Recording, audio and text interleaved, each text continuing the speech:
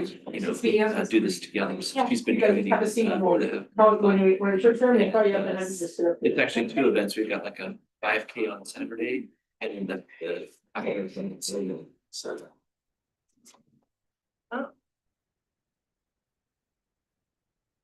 But yeah, that's we're all the guys. And then Quinn, she's got her first varsity cross country match, I guess, on Saturday. So I'm excited about that. So, she's been doing well. She's getting better and better and faster, and so they upgraded her to the varsity team.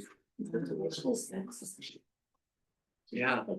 I gotta get First, it was, just getting her muscles They're and get up to that endurance to do the distance. Right. So Yeah, it's always just. I just wanna make sure, like, each. I think it's intentional, but I just wanna make sure. You know, you go with That's the it. last time you saw that language. Cool. Yeah, that's the old fashioned. Like to call to order. No. Okay. Now I'd like to call to order the Pleasant Hill Recreation and Park District Board of Directors regular meeting, November 6, 2025, 7 p.m. Looking around the room, I see all 5 board members here today. Thank you. Vice Chair Worsh, would you like to lead us in the Pledge of Allegiance? Yes. I pledge allegiance to the flag of the United States of America and to the republic for which it stands, one nation, under God, indivisible, with liberty and justice for all. Thank you. Go ahead to agenda item 3, which is public comment. This item on the agenda provides an opportunity for members of the public to comment on any item within the subject matter jurisdiction of the board that is not on the agenda. There's opportunity for the public to comment on other agenda items at the time they are discussed. Comments will be limited to 5 minutes per speaker. Michelle, you have any commenters? No public comment. All right, we'll go ahead and close public comment and move to agenda item 4, reports and presentations, 4.1, report from the general manager. Thank you, Chair Trent. Members of the board, I included a written report. Wanted to just give a couple of highlights. One, just a reminder, and I wanted to highlight the seniors annual shopping event, their holiday boutique, which is happening not this Saturday, but next Saturday from 10 to 3. If you're looking for some handmade items for Christmas, I encourage you to stop by to check those things out. It's a great place to buy some holiday gifts.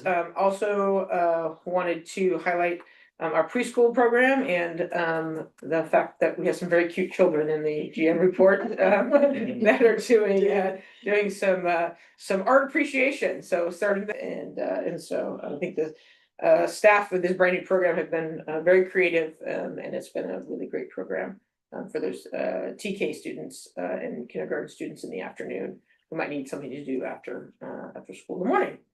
And then at each of your table or each of your spots, we received a invitation to the Chamber's annual event appreciating sponsors and partners. So you all received an invitation. So if you'd like to go, you can either let me know and I'll RSVP for you, or you can RSVP on your own.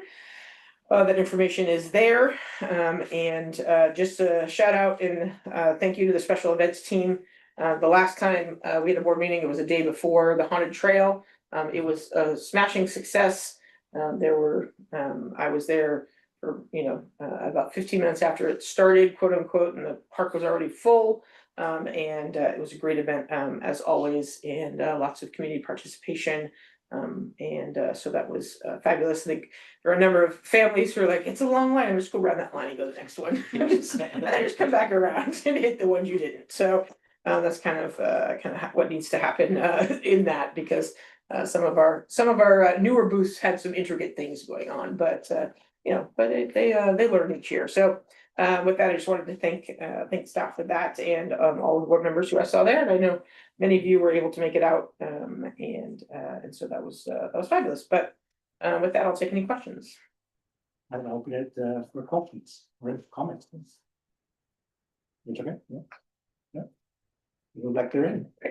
All right, we'll go ahead and close that and move on to agenda item 5, consent calendar. Consent calendar items are considered to be routine by the board of directors and will be enacted by one motion Unless somebody wants to pull something, we'll go ahead and open the floor for a motion, I'll move the consent calendar. right? Motion I'll second. and a second. All those in favor? Aye. Any opposed? Any abstentions? 5-0 motion carries. Thank you. We'll go ahead and close agenda item 5 and move to agenda item 6. Action item 6.1 is consider request for College Park every 15-minute committee for fee waiver for use of community center Vera Pavilion, March 19th and 2026. If you have the representative. We do. Come on up, Annie.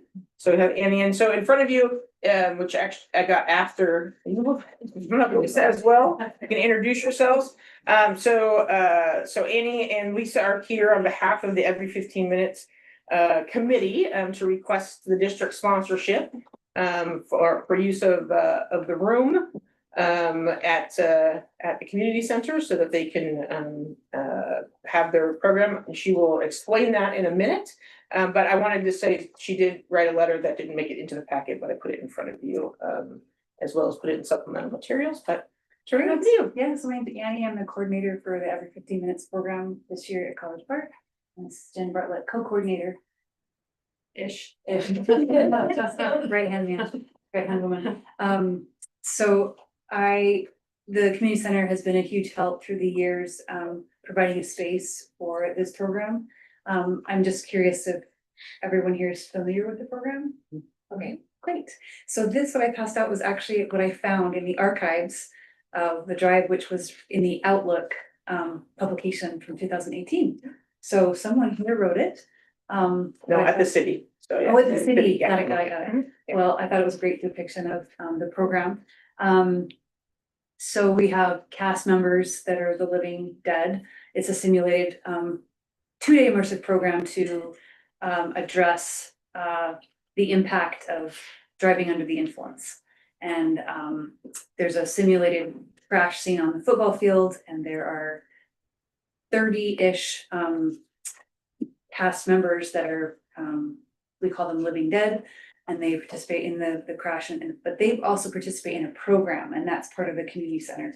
So they are absent from school for 2 days, and they are separated from everyone. Their death is announced at school. There's a heartbeat every 15 minutes to symbolize that every 15 minutes someone is killed in a crash. Since the grant with CHP started, which I believe was in 2000 in Chico, actually originated in Canada and in Spokane, and it's nationwide. But as of 2016, that stat has gone down to every 30 minutes. So that's significant. So we still follow the 15 for the impact and symbolism of it. But the students that participate in the program get a lot of education on the impact of driving under the influence, and also their parents also get a program as well. They get a death notification from someone in uniform. The children or the students write letters to their parents about what they missed, and it's very impactful. So I have a trailer that was put together in 2024 from the videographer that gives just a cinematic view. I wish I would have been able to work with animals throughout my life and be able to hold my future son in my arms. I wish I could have had a chance to spend more time with my mom. Sorry.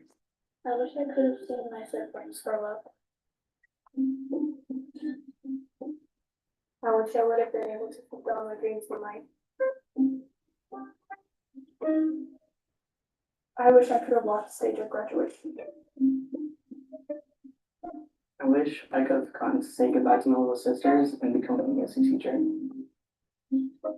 I wish I could have had one more conversation with my brother. I wish some of my friends were still alive.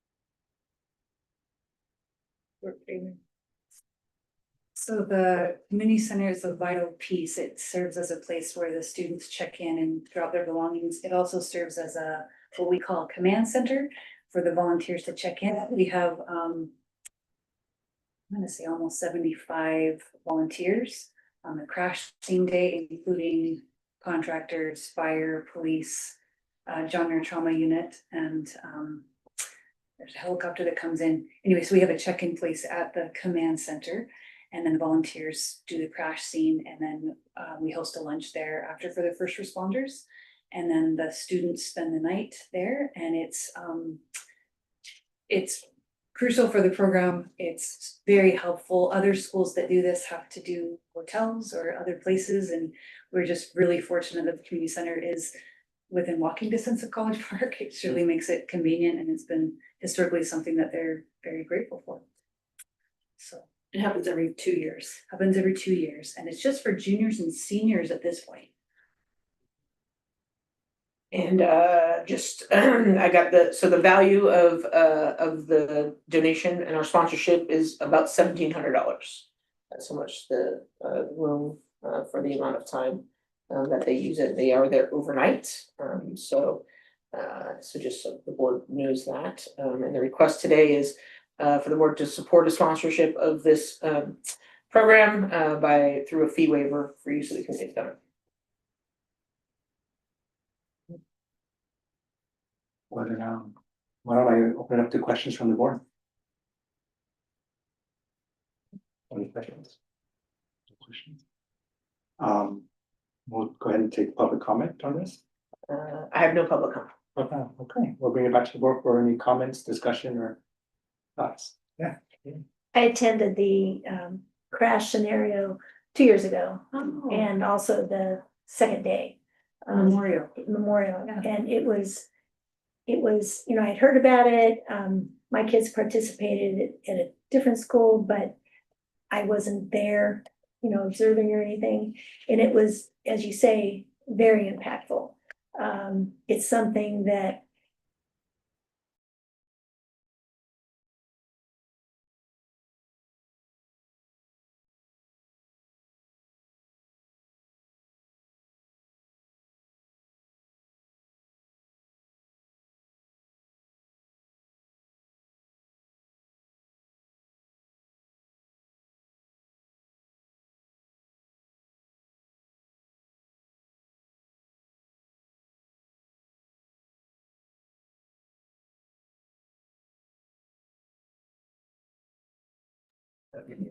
Kids. Thank you. Thank you We for believe in it. Yeah. It's 10 months in the making. A lot of meetings and all that. Really. Thanks. Appreciate it. Yeah, I agree. This is very important. So it looks like there are not a lot of questions or comments or discussion. So we'll go ahead and open for a motion for the fee waiver.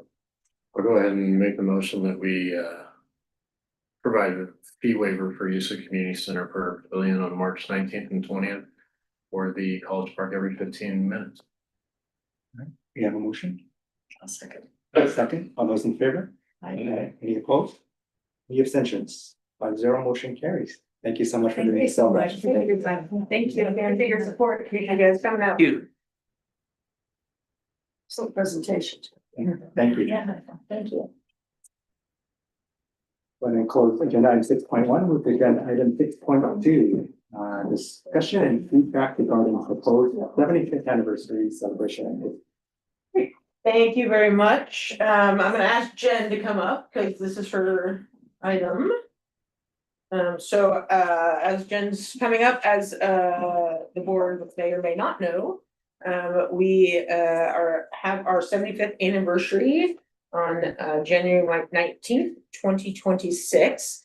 And luckily this year, unlike our 70th anniversary, we're not in the middle of a pandemic where we had to do everything virtually and come up with lots of unique ways to celebrate that milestone. So so the 75th anniversary is a good opportunity for us to highlight the district and to really spotlight the good things we've done over the years and into the future, But I'm gonna turn it over to Jen. She did have a discussion with the program committee about some potential options, but we're looking for feedback on those proposals and any additional thoughts you might have. So. Thank you. Well, as Michelle mentioned, January 19th is our 75th anniversary. Super excited about that. And as she mentioned, that we get to do it in person. So that's even better. Really, the activities are designed to, again, celebrate the 75th years of service, increase awareness of district programs. It's a great opportunity to do that and serves as a wonderful platform for us to communicate and engage the public. So again, as Michelle mentioned, we're trying to get input on some of the activities. And what I did is kind of broke it up by season. So it gives us a kind of a framework of what's going on. So in the winter, spring, we'd like to kick off the year with a 75th anniversary mixer, which is really a community celebration. We're seeking to invite board members, past board members, city council members, past city council members, all our community partners that we work with, past Pleasant Hill Rankin Park District employees, and employees to come and celebrate. What we envision is from 5 to 7 on January 22nd. So mark your calendars for that at the Pereira Pavilion. And we'll keep the presentations really short and sweet.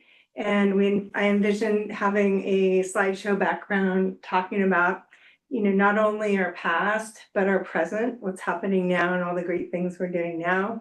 And then as a platform for the future and talk about, kind of tee up where we like to go in the future.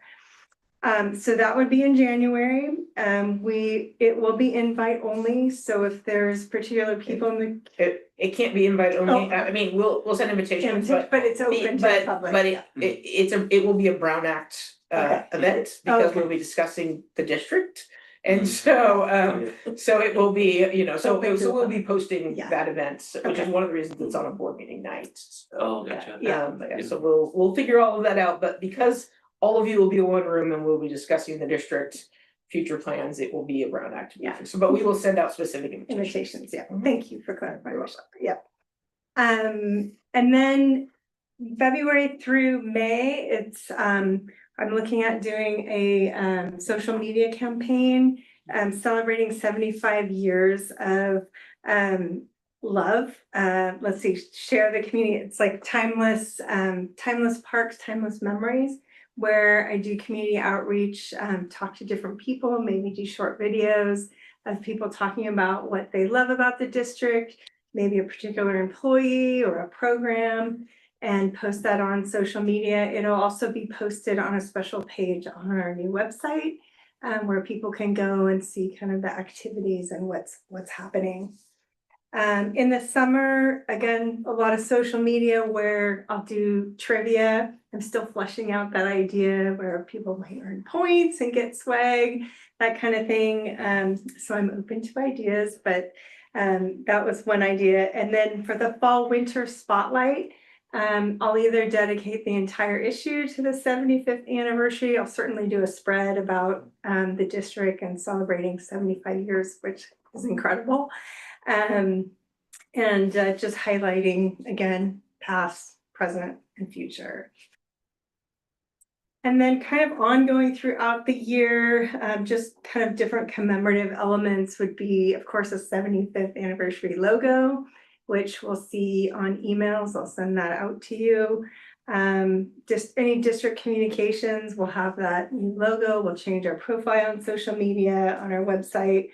And just in each facility, I envision having a small banner at each of the facilities saying happy anniversary, and just recognizing, maybe have a QR code on that banner so they can scan. It'll go to the page, the website page, so they can see what's going on there. Commemorative giveaway for staff in the community.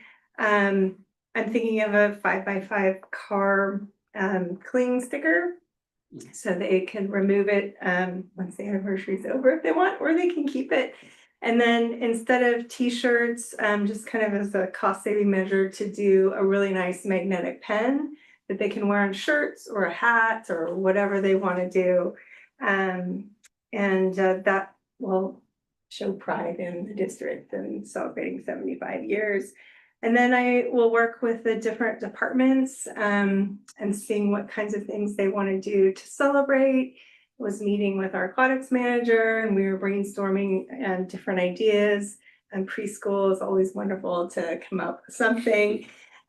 So work with the different departments on celebrating that and capturing that and sharing that with the community as well. As far as fiscal impact, no additional funds are needed. We'll use the funds that we have allocated in the current budget. And then next step is really to get your input and then start finalizing the plans going forward. Thank you. You're welcome. Excuse me, we're going to open the floor to your questions for the board. The program, I don't know if the program committee wanted to make it, you as the chair of the program committee wanted to make any comments. Well, the comments, we saw the same information that Jen presented tonight. We had a brief discussion, certainly, and both of us supported it. And recommended bringing it to the full board for other comment. But it's, to me, it's one of those things, I know Jen's already got things fleshed out and I can already see the wheels going and ideas going in her mind about things that, could be done. And to me, it's something that if something comes up in February and it can happen, there can be another idea thrown out there. I don't think it's something that's going to be cast in concrete, though you do have to have the outline for what you want to be doing. So I'm looking forward to it and see what happens. But I think if what she really needs is if there are specific people for the event in January, if there's people that you think need to receive that specific invitation to let Either son, you guys, Michelle know, so that they can get that done sooner than later, as you know how calendars are. So let's that's all I get have. started already. And Director Glover, do you have any other comments? Memorize it well. Thank you. Do you have a question? No. Questions? A couple of ideas. Do you think the city would let us put up banners along like our major park areas on the light posts? That would have us this 75 and So- you know. So the city does have a program specifically on their light posts. And we are able to put some up. We're one of their identified partners to do that. So I can work with the city on figuring out kind of timing and where those might be. So not specifically necessarily on our parks. We can put signage in our own parks, but they have specific light poles that they've designated already. I mean, they're ready. Yeah, they're ready and Tricked out everything, and for so it. we just need to purchase the banners, so but yeah, we can definitely work with the city on that. I'm sure, knowing how marvelously colorful and everything that you love to design things, it could just be really, really cool. Cool. The other thing I'm wondering is if it makes any sense to have in our neighborhood parks, maybe a park play day or a park party in the spring perhaps, where we could sponsor some light refreshments and just try to get families into the parks to let people know who we are. And it's 75 years we've been working on this. And anyway, just a thought Good about idea. maybe getting people into our neighborhood parks. And one of the tools that I bought this year, a subscription, is a GIS program that has all of our properties and property owners, so all of our tax-based information, and so I can get actual invitations for people around those parks that can go directly to them. Before we were limited by zip codes and that sort of thing. So So it's much easier I can direct mail directly to all of our district residents, and or property owners now, so. That's terrific. It was one of the things we were lacking previously, so. We already have a precedent too with pop-up play dates in a lot of our parks. I know. Nicely done, just nicely done. I think the board might want to just jump in for discussion, just for procedural, is there any public comment? There's no public, let me double check, I just gotta. No public comment. Why don't we just open up the floor for thoughts, comments, I guess Jen's here for ideas as well too. If anybody that wants to jump in, thank you for your idea. Secretary Bonanno. Well, if I might, I'd say I just, I like the theme, the past, present and future. Specifically with the focus on, future, where we're gonna be going, if we could have a vision of, where we would see the district even in 75 years, that's really far-fetched, but what types of things, can we look back on the history of the district from where we came that could, give us some insights as far as like where we could potentially take the district in the future. That's what I'd be most excited about. Yeah, it's good to celebrate that the district has a foundation of 75 years of history, but it's about making history and making those memories that I'd like to see, be emphasized, I guess, as part of the 75th. Well, I think that's kind of a perfect segue into something that we had the conversation about. If you look at the timeline, something like that kind of tees up perfectly for previous discussions that we've had at the board on kind of the future of the district, so. I think that's a great kind of opportunity for everything to come together. I'm looking to sort of maximize the benefit of, showcasing what the district has accomplished and what we're looking to accomplish. And highlighting, how the district came about with the 75 years ago, a pool was built. Yeah. That is There.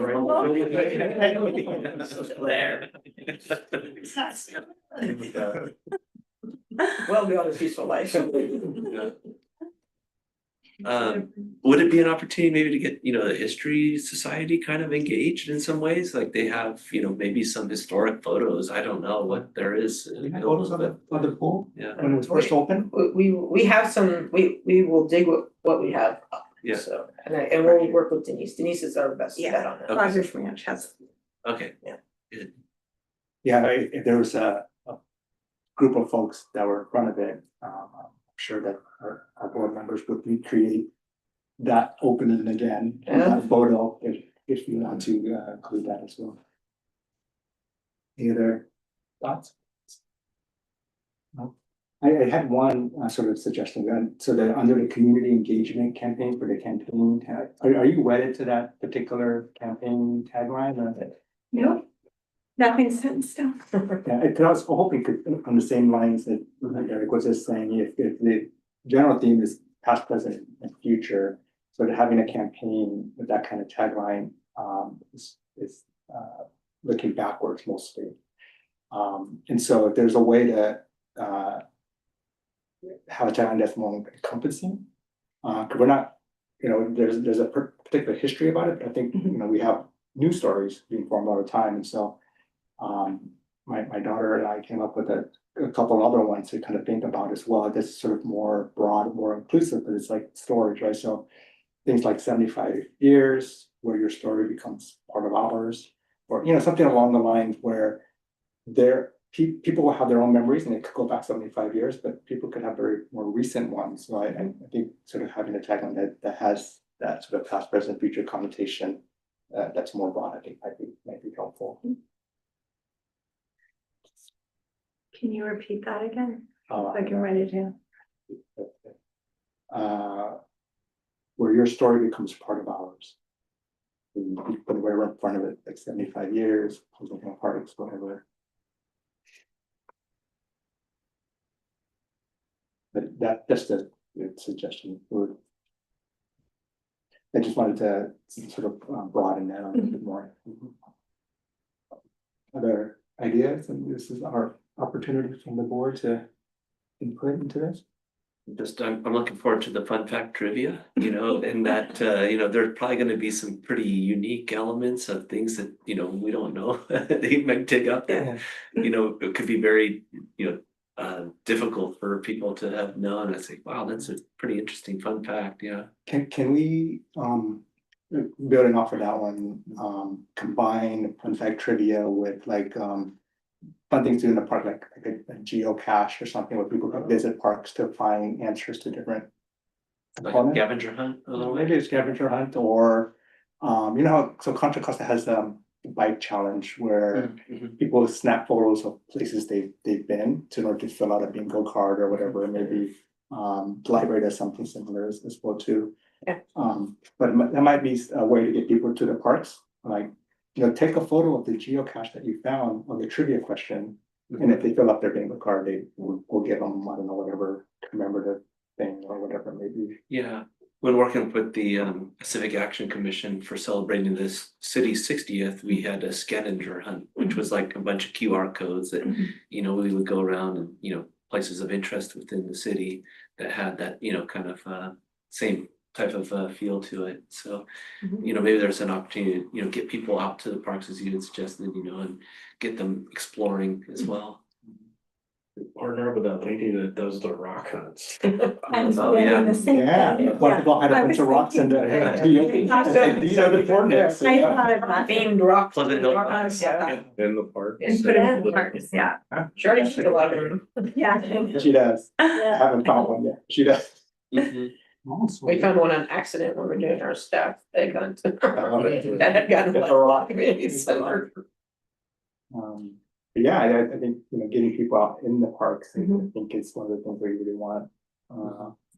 The community to do, so whatever activities that get people out in the park, I think will be supportive of. Other idea, thoughts, more comments? Let's talk like this is the beginning of something exciting for next year, we'll look forward to it, this is just discussion, right? And Just nothing- discussion, yeah. It's not there's no board action, just discussion. Okay, and then, yeah, we look forward to it, thank you much, Jen. Thanks, Jen. Thank you. Thanks, Jen. I think we'll go ahead and close agenda item 6.2, move to agenda item 6.3, receive report on district's financial statements in June 30th, 2025. Great, thank you. Lisa, come from me here. So attached, is it waking up saying? Yeah, Um, this is looking for you. so attached is the district financial statements ending June 30th, 2025, and I have Lisa Clark, our new finance manager. But I kind of wanted to give the board kind of just some context. So finance manager left in May. He had done the financials up until the third quarter. Then we had myself and a consultant in here. And you know, during that time, the consultant was finishing up the audit that our previous finance manager didn't finish. And so that was last year. That was actually the audit for last year's financials. So we were very behind. And then we hired Lisa, and Lisa started in August, September. September 8th. September, that's what it is, September. Hired her in August, she started in September. And so, so Lisa's been working on trying to finish up the year, marrying the last audit that was just finished, making sure that all of those the financials were correct in our system. And so Lisa has done a yeoman's work in trying to just make sure that everything was matched last year's audit in our Springbrook, and then produce these. So it took quite a bit of time, but I'm going to turn it over. But what I did want to say is, so when you look at the summary, the summary page, the previous year, so those are the audited numbers. So from 2024 that our previous financial measures are never updated in the reports he was giving us. And so it is new. It was new information when I received it, when Lisa finish those. And so we did not necessarily have the most accurate information when we were looking at the things that were produced out of the Excel spreadsheets. Not out of Springbrook. We had all of the financial statements were accurate, but he didn't update the information from once it was audited. So, but I'm going to turn this over to Lisa, because I think Lisa had a few things to highlight. But overall, you know, we did end in a deficit this year and last year, which was new information to me last week when I received these. So, Lisa?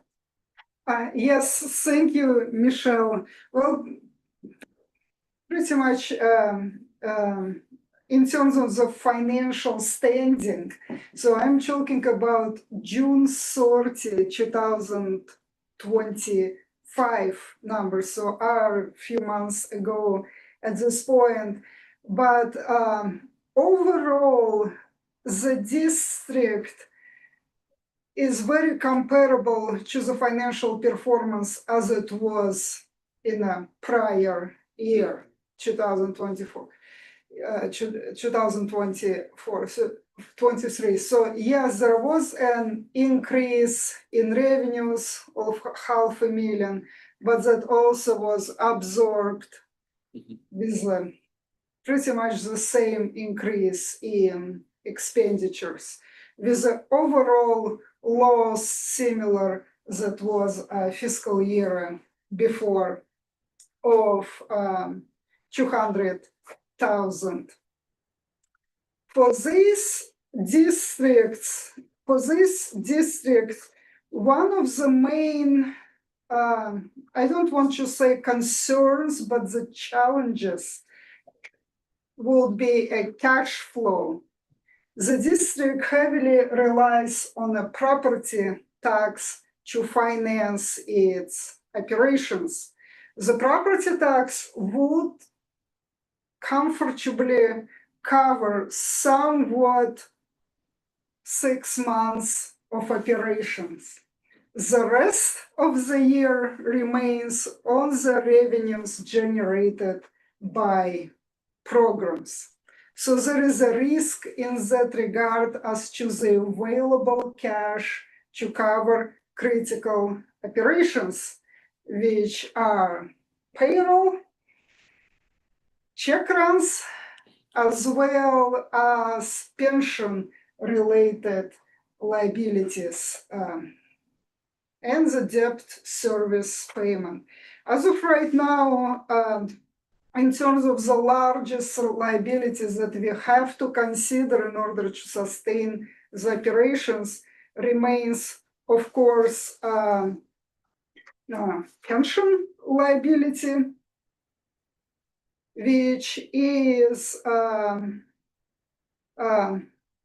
as of today, it's 75% funded. But if we consider 30 years projection, the base accrued liability is $27 million for pensions alone. Additionally, we have to make debt service payments, and we have to make them timely. Currently, the district has 4 outstanding type of debts. 2 of them are paid through the county for the measure liability bonds.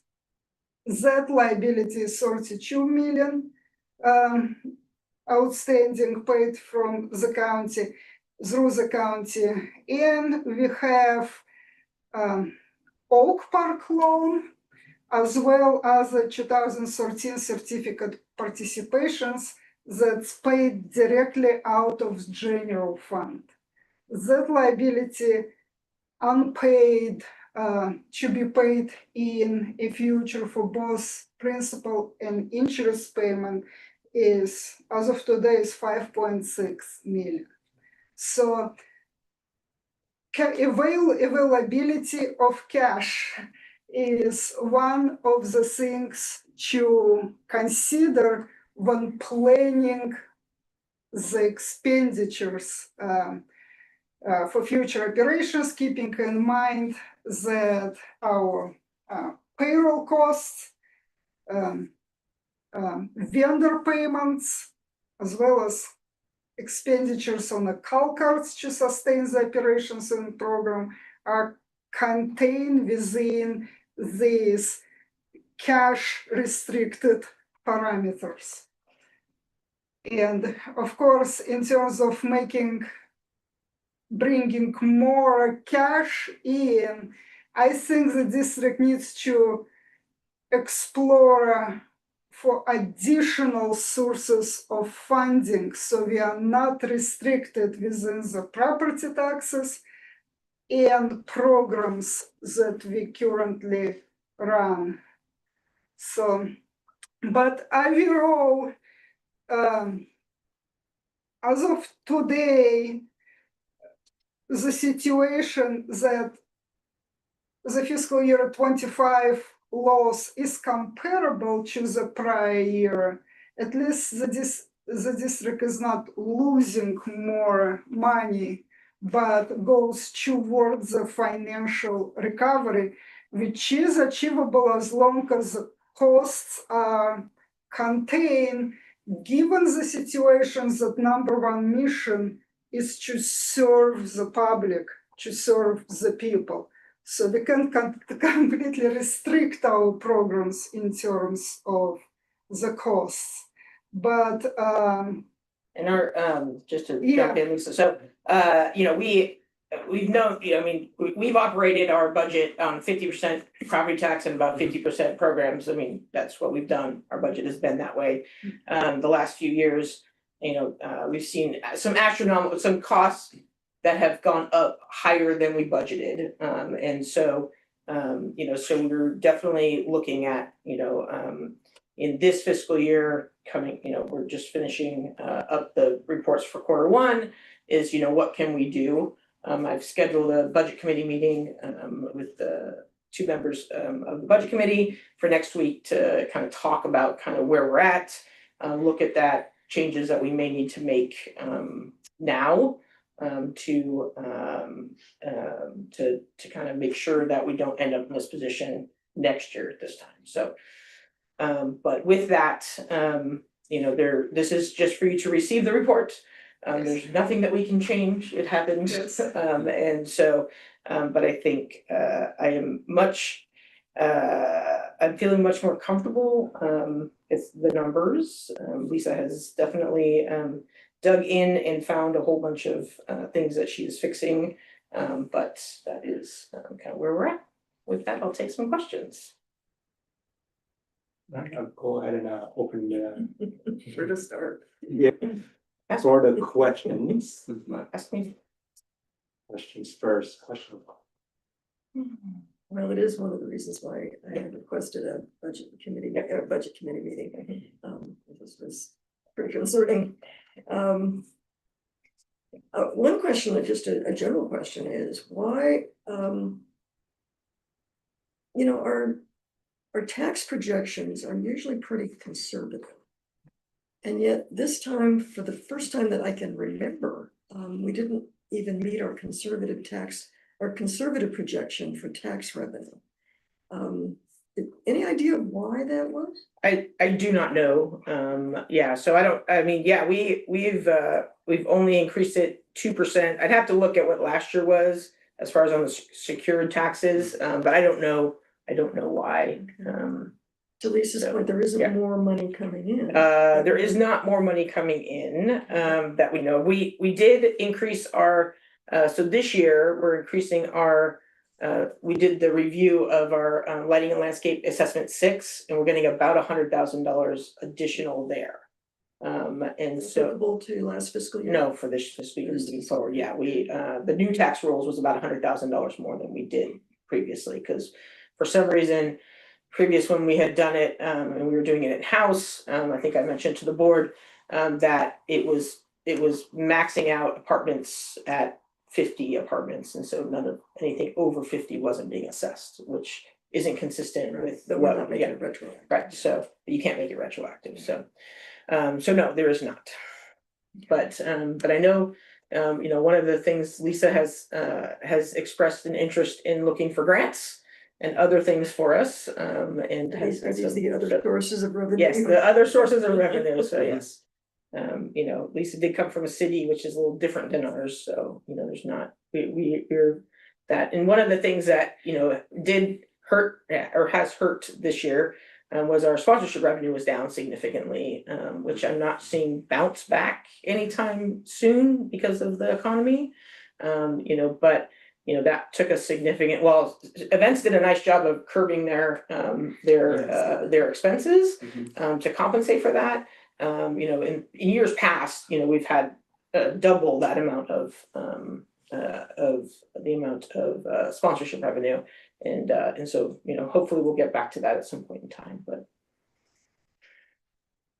one thing that I think would have been helpful to me and perhaps to my fellow board members would have been another column, which would have shown the comparison of budget to actual. That you know, I had to keep. Oh, you had to, okay, yeah. I had to keep calculating it myself Okay. in my head, and Okay. that would have been a really good column Okay. to have.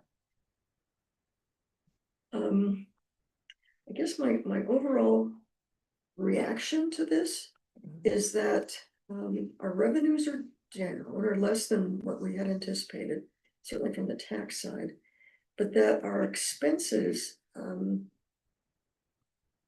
not all departments, but some departments just seem to spend a lot more money than they had budgeted. Well, and some of them, yeah. And I, you know, I don't know why, it's not a criticism, it's an observation that we may need to just tighten our belts here. Yep. Yes, that is part of the conversation we're having with staff, as well as, you know, and I'll, it's not, we can't talk about next year's budget, but at the budget committee meeting, we'll get into some of that nitty gritty that we can then share with the full board. Okay. Thank you for that. You're referring to the, sort of like the 152% increase, 101% increase, 300% increase. Yes. It's just a general, you know, feeling that we've been asked to budget for a certain amount of expenses and it's been exceeded. Revenues were in places, you know, exceeded, and that was great. But it was just more of the areas that I felt like we had been approached to, you know, budget a certain amount, because we were very adamant that we were told, you know, what they needed. And there were excess expenses. Now, a lot of that looked like it's utilities. I can't say it isn't utilities, but anyway, it's just an overall kind of an impression from. Some of it was staffing. Yeah. Yeah, I was just gonna ask, because I wasn't following how the large jumps in some of the departments were, so where was it mainly? Well, So staffing? I mean, in a couple, in at least one, and in athletics, it was staffing, you know, and that was a big one. And some of these, you know, again, we had change in finance manager, so the allocated expenses that we have done aren't necessarily accurate for that last quarter, I don't believe, so as far as the percentages, I had to go to really kind of get an understanding, which I think is what Director Bonato did, is kind of look at the wages and benefits and operating expenses and see what was budgeted versus, you know, kind of what was expended. And so some of it was staffing, but a number of it was also utilities.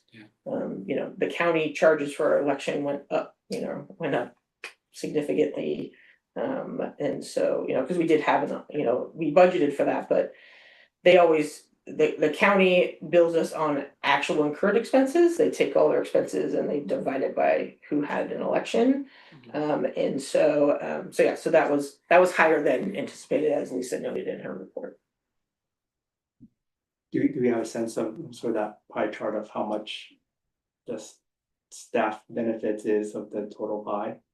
I did not do that with this, but About 75%. It's about 60, it was about 65, I think, when we looked at the budget, but it's definitely something we can put together and look at that. Yeah, and maybe look at, you know, since COVID, where. Yeah. Mm-hmm. That's a good point, yeah, cause I think we were trying to keep it at around that 60 about that 2/3 of our total budget. I think it was 66 per. Yeah, around about, Yeah. the 2/3ish, and I just wanted to be sure that these new numbers are not pushing that. Well, yeah, we had, I mean, we had an increase in, if you look at it overall, it's probably the same, because I had a decrease in some of them in wages and benefits and an increase in others, so when I looked at, because if I look at like admin, we were under budgeted in that and over, so our expenses were less than budgeted, but in athletics, they were over budget, so I think looking at it, but I don't have those numbers specifically, but I think it balanced out. You kind of look at the, it's at 104%, or, our expenses were at 104% of what was budgeted, so it's pretty close.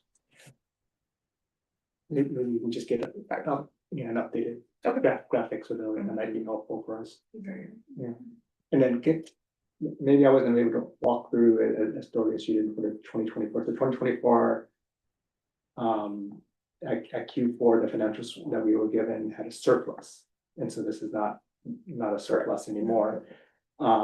So can you just maybe, because I'm very simple, like just sort of walk me through how we went from surplus to negative now? Deficit. These are the audited numbers, so the numbers that you always look at, that we provide you in this time of year is unaudited, right? So then the auditor goes through and does whatever the auditor does and checks things, and then they make adjustments to funds and line items when they check things, and then and so Lisa went back, because the only thing that she can look at that she knows is true to start with is the audited numbers. So she took the audited numbers and made sure that it matched. So Right, that's exactly correct, because for the quarterly reports as of June 30, 2024, the amounts were provided prior to the audit. When the audited financial statements were finalized for June 30, 2024, they were different from the quarterly financials based on the audit procedures, and the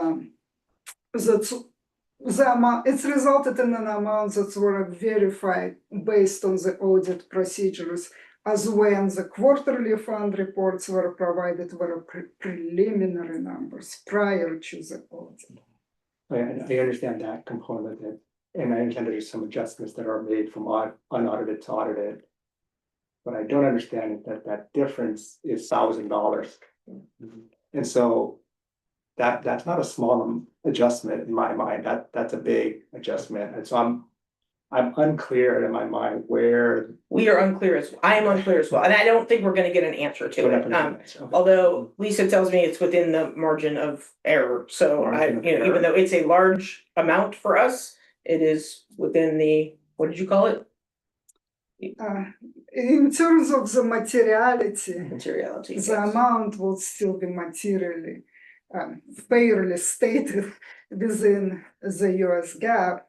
In terms of the operations and reality of the fund position, this is a critical amount that would, on average, 300,000 sustain 2 weeks of operations.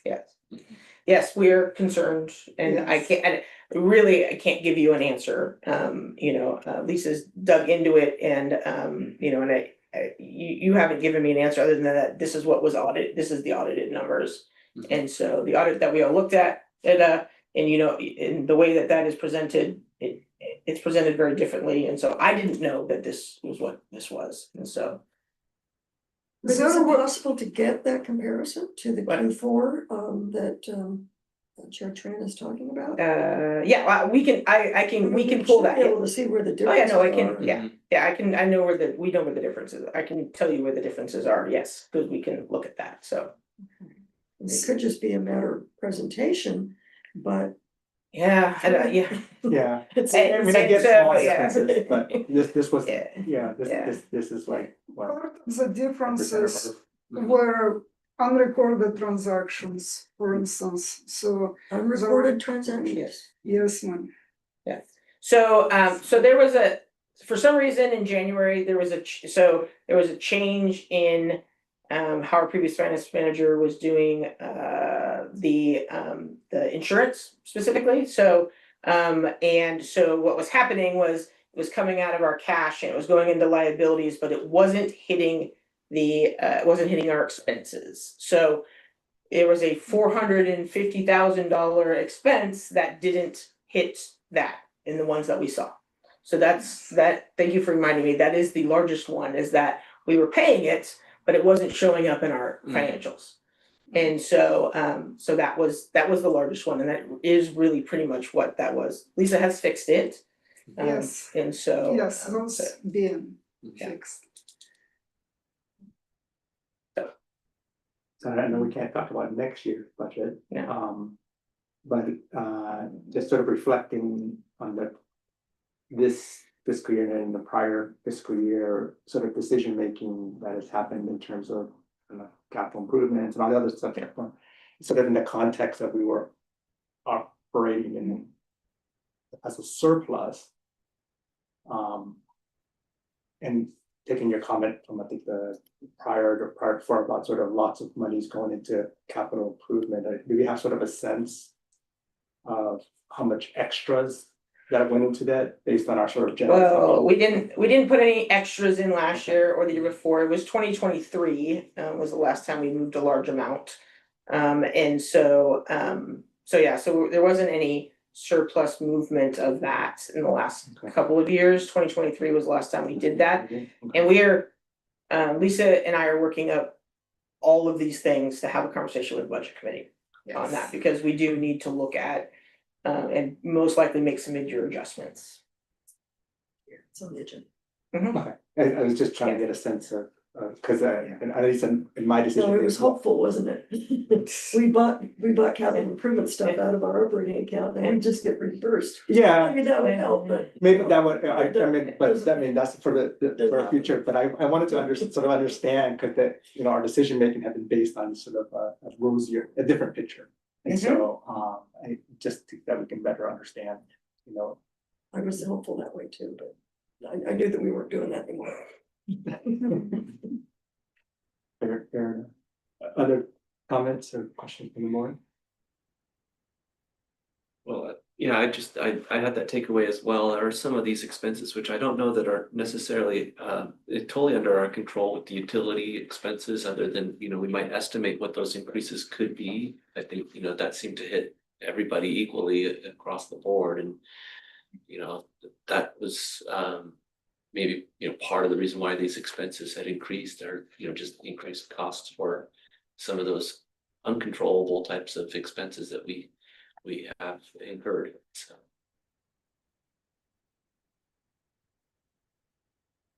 One time you were saying it's not a material issue, but it is a materially from the but It's within the material, it's not material. But on a day-to-day basis. But on a day-to-day basis. It may yes. be It may more affect, impactful. Yes. Yeah. And so gotta use that. Yeah, we're gonna have a budget. That'll fly. 300K plus minus material. Yeah, so and most of that is contributed to that. The amount of money that wasn't reflected in our for benefits that we were paying, so. Right. So do you feel then for relative, it's the same as last year's? Yes. Okay. Yeah. Then this is. It didn't get worse. Yeah, it didn't get worse. Is this statement started to tell us that we are okay, or we are not okay, or is that a discussion for the committee? We are we're not dire, but we're gonna make some adjustments. So, and I will have that conversation with the committee. So And when does that mean? it's on next Wednesday. Next Wednesday. You know, as far as like future audits and things like that, is that gonna be kept more current, you know, for us to be able to capture that? Lisa is on top of it. Yes, because I came from the audit side, so one of the items that are critical, especially for this size of the operations and for this type of the districts, is number one, to have timely, accurate numbers available for review so that the planning can take place on time and we are not running around figuring out where to get the cash at the last minute. So yes, we have, in terms of the fiscal year 2025 audit, we have a field work scheduled in this month, next week, hopefully finalizing the audited financial statements before Christmas. Yes. That's my goal. For this type of district and operation, it is doable to finalize the audited financial prior to Thanksgiving, because normally this type of districts already have the books closed by September 1st, and they have the audit finalized prior to Thanksgiving. It is good to align in terms of the timely financial reports, timely audit, to align the year-end closing process with the county's timeline. The county of Contra Costa County closes its books by September 1st.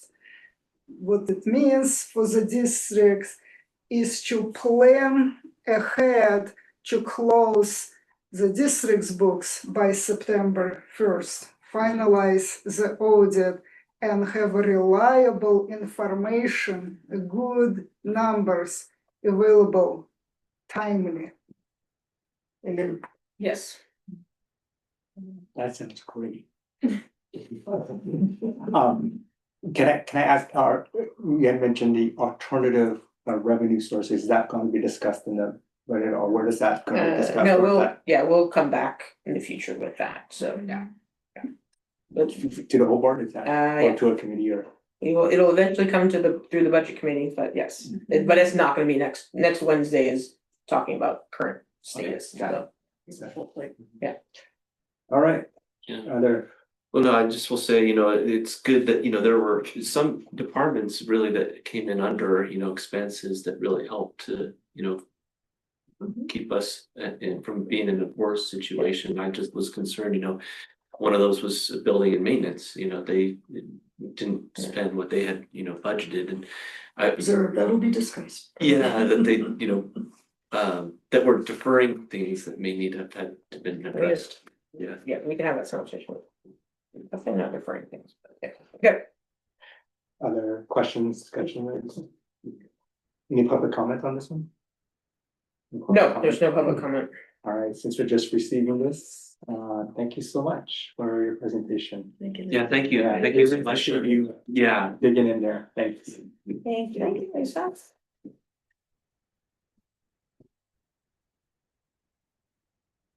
Then go to agenda item 6.3, move to agenda item 7, verbal report from committee chair and opportunity to set meeting dates. There are meetings, right? Yeah, so we had a land and facilities committee meeting, it's now been moved to 11:17. So at 6:30, so it's this 11:17, and then we have a budget and finance committee meeting next November, or on Wednesday, November 12th at 9 a.m. What time is the land facilities? It's at 6:30 p.m. Thank you. And then the program meeting, you guys. They have there? met. Yeah, We okay. met up with we gave that report. Oh, okay, I wasn't sure you talked about anything else. Nope. No.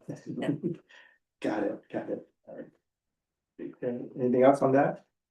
No one? No committees? Okay. We'll go ahead and close agenda item 7 and move to agenda item 8 for announcements. And request to staff. We will start off with Director Vincent today. Let's see, since our last meeting, well, yeah, as Michelle indicated, the Haunted Trail was a complete success. It was well attended. It was, you know, even though you try and get people to go as Chair Tran, I said, take that candy out there and give it to them. Only not kids.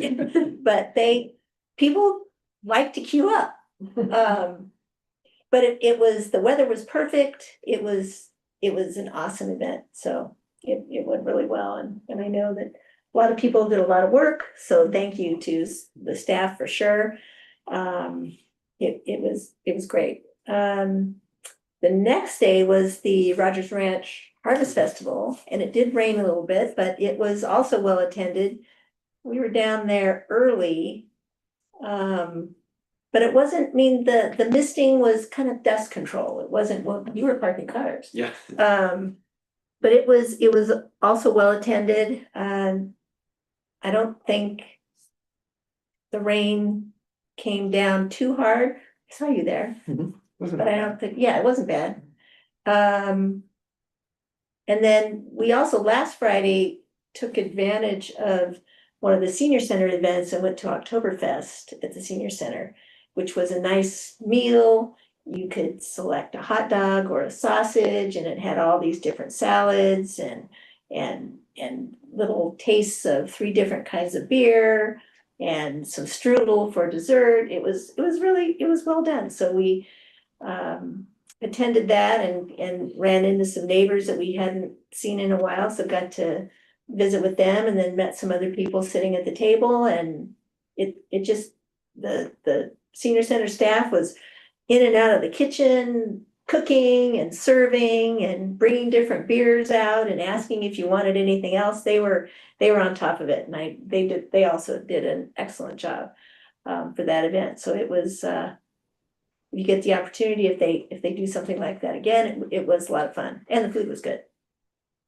So I have. Thank you. We'll go to Dr. Glover. Yeah, just one item, this past week, the community lost a significant member of our community, and one that helped raise multiple generations of boys and girls and men and women in this community. And most of us referred to him, as Mr. H or Coach, and however you knew Al Hurtado. He was a teacher, a mentor, a friend. He was a Hall of Fame coach, but better yet, he was a Hall of Fame person. And I had the privilege of, I knew him. He taught my parents at College Park. So I heard he was folklore when I was growing up, Coach Hurtado. And then in 8th grade, I had the privilege of, playing with my buddy Lance on our 8th grade basketball team for Reckin Park. And he came back and coached our team that year. And it was something that those of us, on that team will never forget. So, it's sad to see that him gone. It's been a pleasure the past week to, remember the stories and have the text messages with, people, and look forward to hearing more opportunities to have those conversations. But I would respectfully request through the chair and the board if we could adjourn tonight's meeting and honor of Coach Al Hurtado. Thank you. Thank you. We're going to Secretary Panano. It's a lovely tribute.